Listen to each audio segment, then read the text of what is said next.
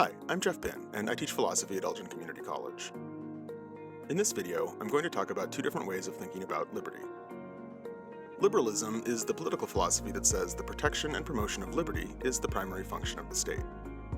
The liberal philosopher John Stuart Mill held that the only justifiable use of coercive state power was to prevent harm to others.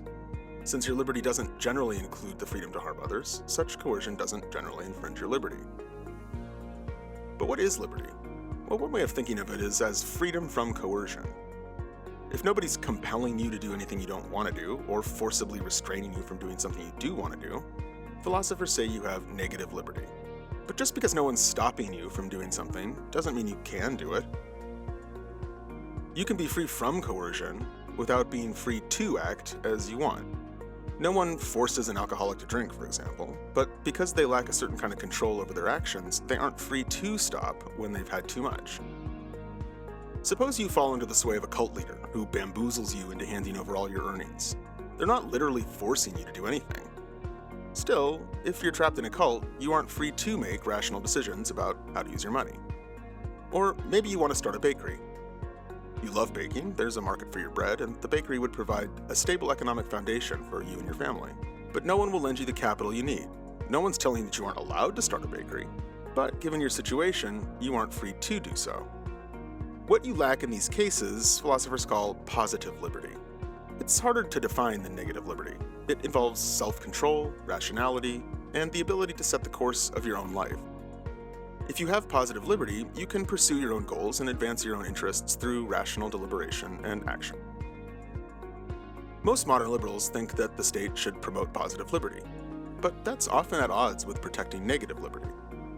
For example, the goal of promoting positive liberty is likely to lead to coercive interventions that the harm principle couldn't hope to justify. For example, the harm principle explicitly disqualifies paternalism, coercion for your own good. But from the point of view of positive liberty, paternalistic laws can make perfect sense.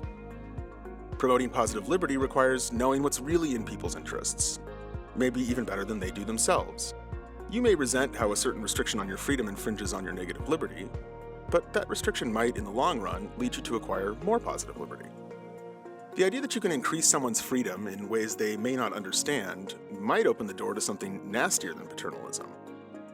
Isaiah Berlin, whose essay on two kinds of liberty is credited for naming the distinction between negative and positive liberty, warned that promoting positive liberty could lead to tyranny and oppression. After all, tyrants always claim to act for their subjects' own good. As Berlin put it, they bully, oppress, torture in the name and on behalf of their subjects' real selves. That's one reason why, historically, one of liberalism's big ideas was that, in general, no one can know your interests better than you. A state focused on positive liberty might easily become a tyranny with a happy face. Democracy might be the best and safest way to identify people's real interests for the sake of promoting positive liberty. Jean-Jacques Rousseau thought an ideal democratic vote would reveal the common good, what he called the general will.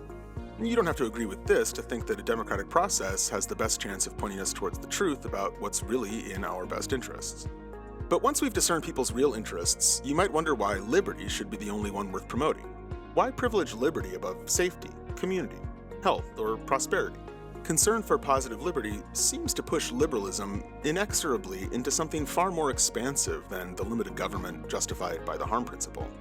If promoting positive liberty justifies coercion, democracy might risk seriously hurting the interests of minorities, particularly if the majority's opinions are influenced by prejudice, ignorance, or fear.